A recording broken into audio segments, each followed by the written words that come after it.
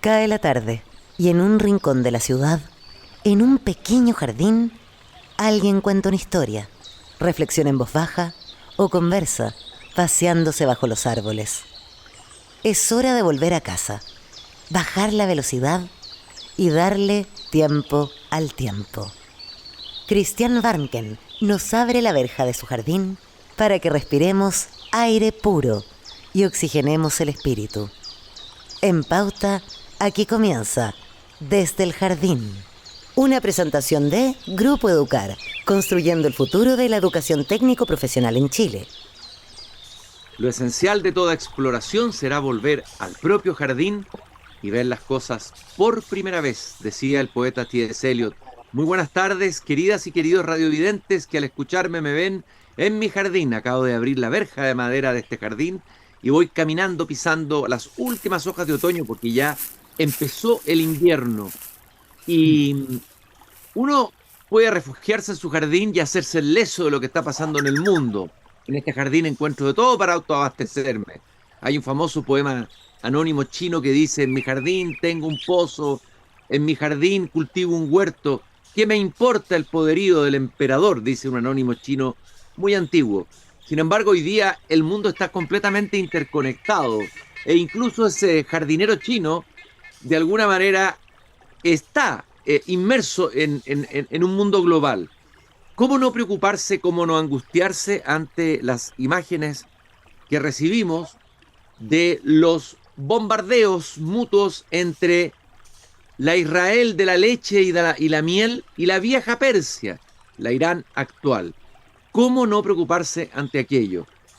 Y bueno, hemos escuchado mucho análisis internacional en todos los medios de comunicación, mucho analista hablando de los misiles, hablando de las capacidades militares de cada uno, de los reactores nucleares, pero a mí me interesa tener una visión un poco más profunda o un poco más reflexiva y sabia. Y por eso que he invitado esta tarde a un habitué de este jardín, un hombre sabio, uno de los pocos sabios de la tribu que tenemos, un referente moral e intelectual chileno.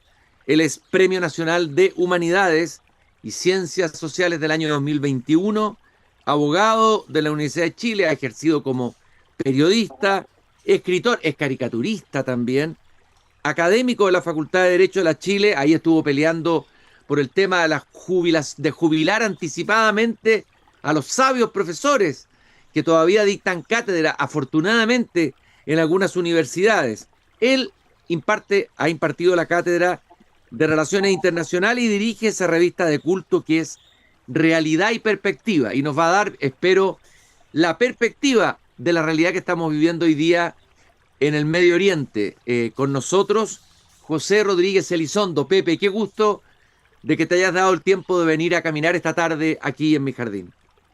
Así pues, Cristian, qué gusto estar contigo de nuevo, pero qué tremenda responsabilidad responder a esa descripción. Oye, te tiré el peso sobre los hombres, te tiré todo el Sí, peso. claro. Oye, Tú, Pepe, tú bueno, tienes una poesía china, yo tengo un aforismo chino, a ver, ¿cuál es? una maldición que dice que te toque vivir en tiempos interesantes. Bueno, caramba que son interesantes, pero dramáticos estos tiempos. Se me olvidó decir que tú fuiste embajador en Israel. Tuvimos una conversación hace un tiempo acá sobre Israel, en el tema israelí-palestino, pero ahora nos toca hablar de esta colisión que todo el mundo decía no puede ocurrir y ocurrió, ¿no es cierto? Aquí se cruzó una línea de alguna manera, Sí, porque los grandes enemigos aquí finalmente aparecieron y son Israel e Irán. A ver, una primera mirada general tuya de esta realidad, de este choque entre Irán e Israel. bueno, yo creo que están confluyendo fenómenos que habían venido dándose en el tiempo en forma variada y diferida. Por ejemplo, en la época del Shah de Irán había una excelente relación de Irán con Israel. Fue la revolución religiosa de 1979 del Shah Khomeini la que trajo esta relación mortífera, porque el programa georreligioso de los ayatolas era eliminar a Israel, con lo cual empataban con los proxies que tenían con Yihad Islámica, con Hamas, y naturalmente, en forma dialéctica, como decían antes los comunistas, esto era replicado por la franja israelí que tenía la ambición de conquistar el Eretz Israel, o sea, Israel bíblico, que no Ujú, hubiera en el fondo palestino con soberanía. ujú. Y yo caí en Israel como embajador en la época en que esto partió de una manera decisiva, que fue la pugna entre Netanyahu y Shimon Peres. Ujú. Shimon Peres, que había sido el gran constructor de la fuerza militar de Israel, tenía claro que eso le servía para conquistar la paz, o sea, para negociar la paz con los vecinos Ujú. y para establecer un Estado palestino independiente. Ese era el gran programa de paz de Shimon Peres. Y chocó con el candidato adversario que era en esa época, Benjamín Netanyahu, para el cual la fuerza militar era el único seguro de tranquilidad y de paz para Israel. Bueno, de ahí viene un primer núcleo de todo esto.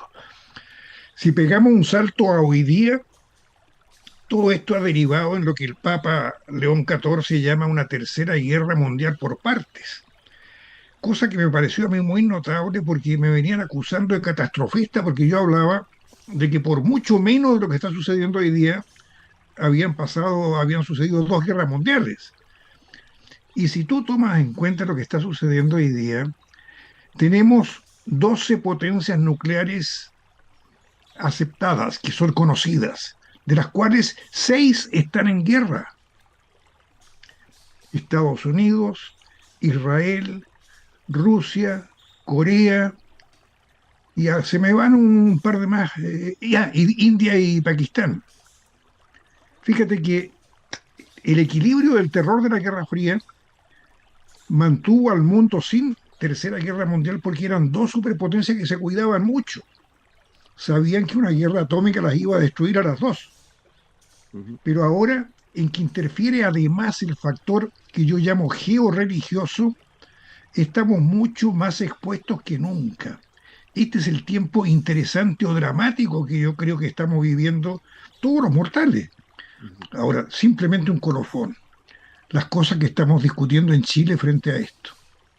A ver, ¿qué te parece a ti la discusión, el nivel de la discusión de acá? Primero te voy a preguntar, ¿qué te parecieron las declaraciones del presidente de la República luego de el ataque de Estados Unidos a Irán? ¿Te parecieron imprudentes, como han dicho algunos, o no? Bueno, yo creo que imprudentes es una palabra que no define muy bien lo que yo sentí. Yo sentí un estremecimiento. Yo pensé, caramba, después de tantas advertencias que hemos hecho los analistas de que no movemos la aguja en lo que está sucediendo en términos bélicos, que queramos moverla en este momento y sin consulta alguna, porque yo estaba viendo la televisión en el momento en que decían Estados Unidos está atacando a Irán. Y en la franja inferior de repente leo declaración del presidente de la República de Chile condenando los bombardeos de Estados Unidos. Bueno, mi primera reflexión como ex embajador fue, ¿a quién consultó? O sea, había una decisión que me pareció a mí estrictamente unipersonal, salvo que me demuestren que se reunió con el canciller, que estuvo la Comisión de Relaciones Exteriores del Senado, la Cámara de Diputados. Así es que la reflexión mía fue, caramba, ¿cómo es posible desde el punto de vista de lo que Chile significa, del peligro mundial, de la prudencia que hay que tener en todo tipo de relaciones bilaterales, multilaterales, que nosotros aparezcamos en la información como el primer país del mundo que está condenando a la superpotencia norteamericana? Y naturalmente tú comprenderás que no es porque uno simpatice con Donald Trump. Y la otra reflexión que vino paralela, pero ya con mucha diferencia de tiempo, fue si esto significaba o no un apoyo al Irán islámico antifeminista, pero ya es una reflexión un poco más sofisticada, ¿no? Sí, sí, O ahí sea, hay claramente en una parte de la izquierda, desde mi punto de vista, está bien, se puede ser crítico de la manera como operó Trump, vamos a hablar de eso después, pero hay una cierta, no sé si llamarlo condescendencia, por no decir complicidad, o silencio de una parte de una izquierda que siempre es muy reactiva en criticar a las grandes potencias de lo que ocurre al interior de Irán. Es cosa de ver las películas que se acaban de estrenar hace poco, dos películas filmadas en la clandestinidad, una de ellas películas iraníes, donde se muestra lo que pasó en la época de las manifestaciones de las mujeres por el tema del velo, pero ahí hay un silencio cómplice de una parte de nuestra izquierda woke, ¿no es cierto?, que llama mucho la atención. Yo no lo reduciría solo a la izquierda, porque por experiencia he recibido algunos varapalos de gente de derecha que ignora también profundamente lo que es la esencia de lo que está sucediendo. Yo creo que la política exterior en Chile es un tema que se toma políticamente por lo que dice el último despacho de las agencias, de lo que le llega por WhatsApp, por la televisión, pero no veo que haya en Chile un centro estratégico de previsión, de consejería, por ejemplo, defensa con Cancillería. Cuando tú retiras encargados militares de un lugar donde está sucediendo una guerra, yo digo, caramba, no entienden nada de lo que está pasando. Los militares están ahí para aprender. Es decir, tenemos un sistema de defensa para casos que ojalá nunca se produjeran, para casos de guerra, y en un escenario de guerra donde más se aprende, los retiramos. O sea, hoy día, por ejemplo, no tenemos a nadie que nos informe técnicamente ni desde Irán ni desde Israel. Eh, Estoy conversando y paseando en mi jardín con José Rodríguez Elizondo, Premio Nacional de Humanidades, experto en relaciones internacionales, ex embajador en Israel y comentando lo que está ocurriendo en el Medio Oriente. Vamos a comentar ahora lo que pasó en Estados Unidos. Trump decide enviar, digamos, destruir y cruzar el espacio aéreo iraní sin consultar el Congreso. ¿Cuál es tu mirada sobre eso que ocurrió ahí en Estados Unidos? Se despertaron voces críticas tanto de legisladores demócratas como de legisladores republicanos. Eh, ¿Cuál es tu análisis de eso, Pepe? Bueno, legalmente bypasearon al Congreso. Ujú. Prácticamente no es primera vez. Cuando fue la guerra de Vietnam, que fue histórica en el siglo pasado, se montó un incidente en el Golfo de Tonkin autoprovocado para que Lyndon Johnson tuviera la facultad de replicar en defensa propia a los fieros vietnamitas. Y ahí empezó la intervención norteamericana en Vietnam sin que el Congreso dijera nada. Ahora, un señor Donald Trump que está muy lejos de Lyndon Johnson en cuanto a pertenencia al sistema de check and balance. Ujú. Él llegó botando al suelo el sistema de check and balance. Ujú. Decirle a Donald Trump que está transgrediendo el derecho internacional me parece a mí una acusación gratuita. A él le importa un rábano el derecho internacional. Aquí Naciones Unidas está completamente bypaseada. El Congreso norteamericano está bypaseado. Por lo tanto, no se puede tomar este tema de Tercera Guerra Mundial por partes desde el punto de vista del derecho internacional. A lo más podemos invocar el derecho internacional humanitario para socorrer a la gente que está siendo afectada en Gaza, en Israel, en Irán, pero estamos frente a los límites del derecho, pues yo te lo digo como abogado. Hay que ser muy idealista para acusar en estos momentos a Donald Trump de haber violado el derecho internacional y lo mismo a Netanyahu, están en otra. La guerra es por definición la violación del derecho. José Rodríguez Elizondo, aquí en el jardín, caminando y comentando lo que está pasando en el Medio Oriente. A ver, ¿cuáles son los actores relevantes en este proceso? ¿No? Ya tenemos claro Estados Unidos, tenemos claro Israel, tenemos claro Irán. ¿Qué otros actores podrían intervenir o podrían ayudar a desescalar, como se usa la palabra muy frecuentemente en estos últimos días, este conflicto? O poder llegar a un hipotético que parece imposible hoy día acuerdo. ¿Quiénes son los otros actores que podrían jugar un peso importante en lo que viene, Pepe? Yo tengo un binomio individualizado, que es el binomio Putin-Trump. Ujú. creo que hay que poner atención a por qué Trump ha sido tan obsecuente con Putin. Ujú, ¿En qué consiste su relación que viene, a mi juicio, de la época en que a través de la KGB invitaron a Trump a Moscú cuando se estaba disolviendo la Unión Soviética? ujú. Ahí le ofrecieron, entre otras cosas, edificarle una torre Trump en Moscú. ¿Te imaginas lo que significaba eso para una personalidad narcisista como Trump? Bueno, eso me explica a mí este juego que para mí es un juego doble de él con respecto a Ucrania.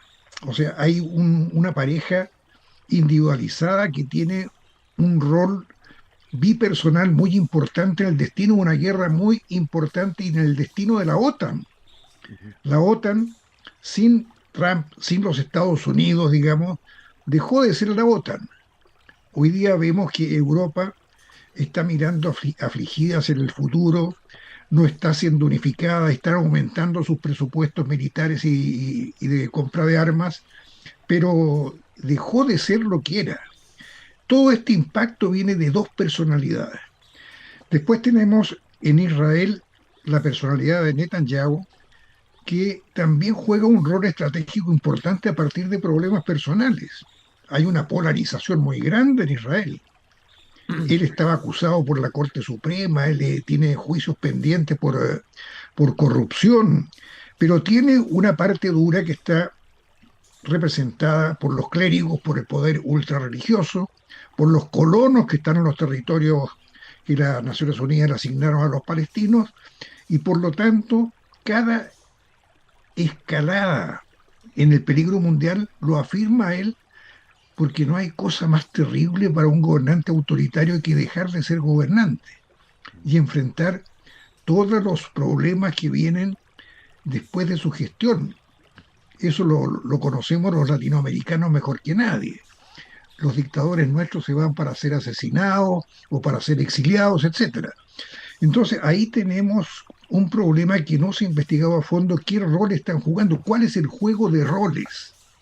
Ahora, si tú proyectas a los países este juego de roles y tú dices, bueno, ¿cuándo las guerras fueron mundiales? Y las guerras fueron mundiales cuando intervino Estados Unidos. Ujú. Antes de eso eran guerras euroasiáticas. Estaban combatiendo entre sí los ejércitos de Europa, los ejércitos de China, de Japón, pero Pearl Harbor hizo que Estados Unidos en la Segunda Guerra interviniera. Ahora, ¿cuál es el que juega el rol de los Estados Unidos neutrales en este momento? Es la gran China.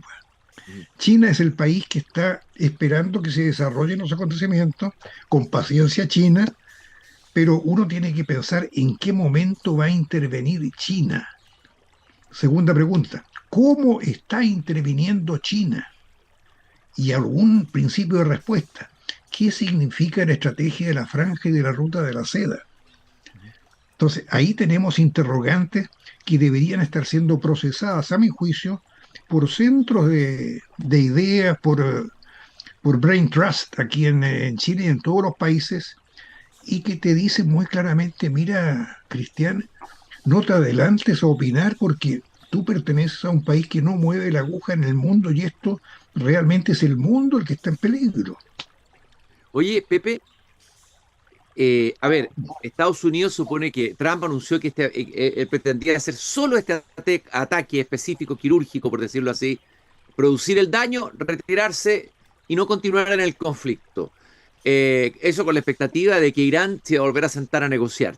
¿Cuál crees tú? Porque Irán es imposible, uno piensa, salvo que esté muy acorralado o derrotado, me imagino yo, no piense en hacer una respuesta, sino sería algo muy humillante ante su propio pueblo, ¿no? Internamente. ¿Qué va a pasar con Irán? ¿Qué crees tú que va a pasar? ¿Cómo ves a Irán hoy? ¿Crees tú que se va a sentar a negociar dócilmente, a aceptar las condiciones de la negociación que le proponen? ¿O tú lo ves mucho más difícil y finalmente Estados Unidos ya entró y está atrapado, digamos, en este berenjenal, por decirlo de alguna manera? Bueno, eso que tú dices que dijo Trump me, me provoca la imagen del boxeador bocón que dice yo del primer golpe despacho a este tipo y me voy a descansar, ¿no? Entonces, ¿cuántos boxeadores han pensado eso y después han sido derrotados por nocaut? Pero claro, ahí viene la reflexión de la historia. ¿Qué es Irán? Ujú. ¿Qué historia hay detrás de Irán? ¿Qué fue el imperio persa? ¿Cuántos años duró la guerra Irak-Irán? ¿Cómo terminó la guerra Irak-Irán? Entonces tenemos países que no son países, son realmente potencias continentales, imperios, que tienen una tradición que está inmersa en el alma nacional. Y no les pidamos democracia a sus países, a China, a Irán, etcétera. No han conocido un sistema democrático. No hay alternancia en el poder. Los cambios son traumáticos. Por lo tanto, tú no puedes pensar que Irán se va a quedar tranquilo diciendo, bueno, tú me ganaste ya, sentémonos a la mesa a negociar. ¿Cuáles son las grandes armas que ha ejercido Irán en el último tiempo? Primero, la construcción de una bomba nuclear que era la amenaza objetiva. 12 potencias nucleares temían que fueran 13 en la mesa, tal vez por superstición, ¿no? Pero además, el terrorismo organizado y potenciado de Irán estaba siendo un factor notable en la estabilidad del mundo. En la Universidad de Washington hay una cátedra, un centro de investigación del superterrorismo, en virtud del cual se acabó la época del Baader-Meinhof, de Sendero Luminoso. Ahora el terrorismo es una potencia que no tiene Estado responsable, pero que está siendo abastecida con todos los recursos de un Estado. Eso era la yihad islámica, eso era Hamas. Por lo tanto, si tú piensas que hay bases militares en la cercanía de Irán, bases militares norteamericanas, que tiene una tecnología de apoyo al terrorismo que ya superó las pautas del viejo terrorismo. Tienes, por ejemplo, la hipótesis de que hay que cuidarse ahora en todas partes del atentado terrorista con quienes no estén apoyando la sagrada causa de los ayatolás. Oye, Pepe, pero a ver, pero una parte importante de ese brazo terrorista de Irán está bastante disminuido, es decir, Hezbollah y Hamas, o sea, que eran los dos brazos, por decirlo así, de Irán afuera. O sea, eso ya no puede contar con eso porque están demasiado debilitados por los ataques de Israel, por todo lo que ha pasado antes en el Líbano y en la Franja de Gaza. Entonces, claro, por ese lado no va a poder hacer mucho daño Irán. Acuérdate de Afganistán. Ujú. Remember Afganistán. Ya, Cuando a ver, Bush, ¿en qué cuando Bush sentido? creía que los talibanes los había derrotado y quienes están gobernando hoy día los talibanes, ¿no? Ujú. O sea, el terrorismo tiene siete vidas, pues es como un gato, el gato terrorista. Así es que es muy difícil pensar que tú puedes eliminar un movimiento terrorista primero porque no son partidos políticos que estén a la luz del día, que renueven sus directivas, que tengan acceso al presupuesto, que acepten la alternancia. No, son generaciones que van aflorando. Bueno, pero todo esto viene, si tú lo piensas filosóficamente, cuál es el estado normal del planeta, cuál es el orden mundial real. Y uno llega a creer que el orden mundial real es el de la guerra y que la paz es un orden de treguas. ¿Cuánto dura un sistema de paz en el mundo? Entre la Primera y la Segunda Guerra Mundial, entre la Segunda Guerra Mundial y esta Tercera Guerra Mundial por partes que dice el Papa que estamos viviendo hoy día. Oye, Pepe, ¿cuál es en estos últimos minutos que nos quedan caminando aquí con el jardín? Estoy caminando con José Rodríguez Elizondo, Premio Nacional de Humanidades, abogado de la Chile, profesor de Derecho Internacional, un sabio de la tribu, como dije yo, que he invitado aquí a mi jardín a que me ilumine sobre el conflicto en el Medio Oriente. ¿Cuál es tu pronóstico, tu intuición de la deriva que va a tener esto? Siempre con Pepe hacemos esta apuesta, lo hicimos con el Perú la otra vez y la chuntó con el que iba a ser el presidente, ¿te acuerdas? En un momento previo a un cambio de gobierno. Así que, ¿cuál es la deriva? Hagamos un poquito de futurología, un poquitito, ¿ah? De cómo ves tú lo que viene, con tu intuición y con tu conocimiento de la historia de Medio Oriente. Bueno, yo pienso mucho en el factor irracional y como he contado a otros amigos, esto me viene de mi experiencia en Vietnam. Yo estuve en plena guerra de Vietnam, en plena Guerra Fría, reporteando y me di cuenta de que el factor irracional es tan poderoso como lo siguiente. Conversando con los gobernantes de la República Democrática de Vietnam en Hanoi, con Tran Con Tuong, con varios ministros, ellos decían que la guerra la iban a ganar en los Estados Unidos. Tácitamente no iba a haber un triunfo militar, sino que un triunfo político. Fue lo que sucedió. O sea, Estados Unidos quedó completamente aislado a nivel mundial, vino una reacción en Estados Unidos, impidió que Lyndon Johnson postulara a la reelección, etcétera. Pero ¿qué pasaba en América Latina? En América Latina el Che Guevara decía que lo que había que hacer eran dos, tres, muchos Vietnam. Había que tomar las armas y derribar a los gobiernos. Ujú. Y eso en plena Guerra Fría, en momentos en que gobernaba Eduardo Frei Montalva y llegaba Salvador Allende, y que fue una de las espadas que se introdujo en el camino de la evolución pacífica de Chile. Fíjate tú, como unes dos extremos, Vietnam y Chile, y te das cuenta que el factor irracional tuvo por lo menos presencia en América Latina y muy concreta en Chile por estas interpretaciones románticas, emotivas de lo que es la política internacional. Nosotros hoy día en Chile estamos sometidos a imágenes emotivas de la política internacional.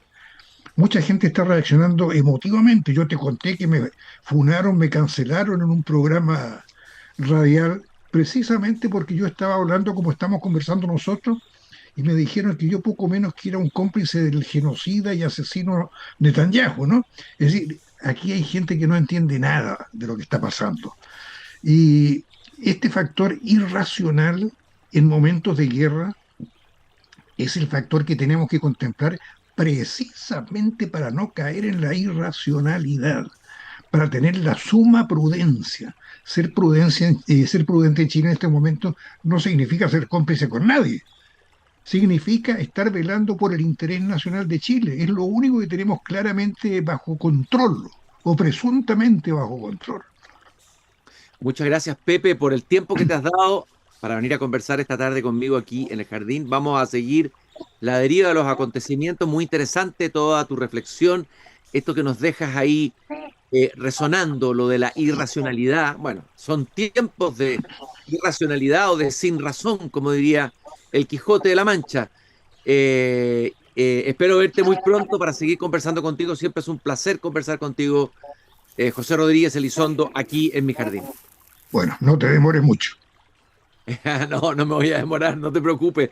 Y nosotros, queridos radiovidentes, nos volvemos a encontrar mañana cuando vuelva a abrir la verja de madera de mi jardín a las 7:30 de la tarde. Recuerden que nuestro programa está en un nuevo horario de mayor exposición, ya no a las 8 de la tarde, sino a las 7:30.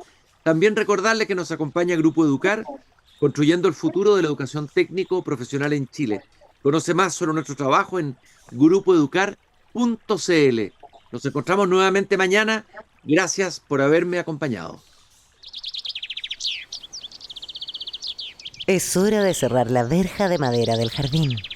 Pero Christian Warnken la volverá a abrir de lunes a jueves a las 19:30 horas en Radio Pauta, cuando comience de nuevo Desde el Jardín.